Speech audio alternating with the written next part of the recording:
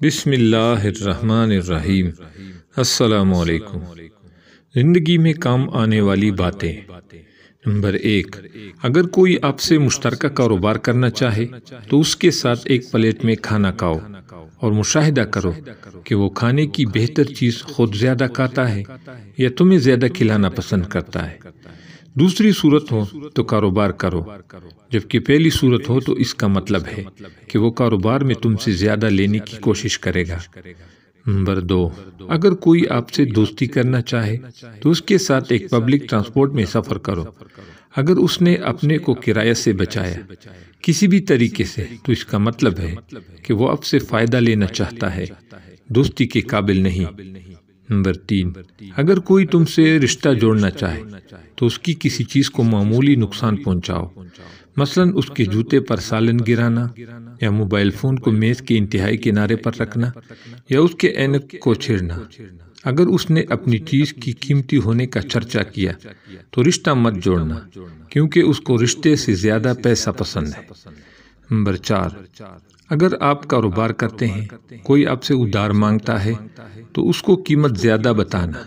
اگر اس نے قیمت کم کرنے کی کوشش نہ کی تو ادھار نہ دینا، کیونکہ اس کو ادائیگی نہیں کرنی ہے، اس لیے قیمت سے دلچسپی نہیں۔ نمبر 5، اگر کوئی اپنی ہر دوسری تیسری بات پر قسم اٹھاتا ہے تو اس کی بات میں ضرور جھوٹ ہوگی۔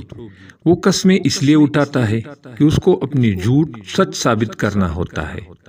نمبر 6، اگر تمہارا کوئی دوست تم سے اپنی کوئی برائی چھپاتا ہے تو آپ اس کو مت بولے کہ تم کو سب کچھ معلوم ہے۔ اگر تم نے ایسا کیا تو پھر وہ اس برائی کو تمہارے سامنے بھی کرے گا۔ نمبر 7، بچوں کو برے کام سے منع کرتے وقت جن، بلا یا جانور سے نہ ڈرانا، کیونکہ جب وہ سمجھ جاتے ہیں کہ وہ چیزیں فرضی تھے تو وہ برائی واپس شروع کریں گے، بلکہ اللہ سے یا جہنم سے ڈرانا، کیونکہ اس کی تصور تمام عمر ہوتا ہے۔ نمبر 8، بچوں کی ہر غلطی پر سزا نہ دینا، کیونکہ اس سے اس کی ذہنیت ایسی بن جاتی ہے کہ بڑے ہو کر ہر غلطی کرنے والے سے لڑے گا، پھر ساری عمر جھگڑوں میں گزرے گی۔